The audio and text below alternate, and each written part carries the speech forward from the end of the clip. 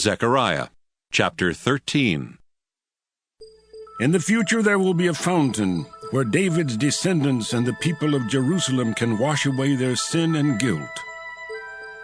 The Lord all-powerful says, "When that time comes, I will get rid of every idol in the country, and they will be forgotten forever. I will also do away with their prophets and those evil spirits that control them." If any such prophets ever appear again, their own parents must warn them that they will die for telling lies in my name, the name of the Lord. If those prophets don't stop speaking, their parents must then kill them with a sword. Those prophets will be ashamed of their so-called visions, and they won't deceive anyone by dressing like a true prophet. Instead, they will say, "I'm no prophet. I've been a farmer all my life." And if any of them are asked why they are wounded, they will answer, "It happened at the house of some friends."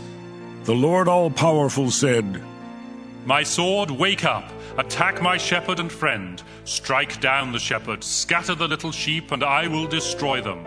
Nowhere in the land will more than a third of them be left alive. Then I will purify them and put them to the test, just as gold and silver are purified and tested. They will pray in my name, and I will answer them.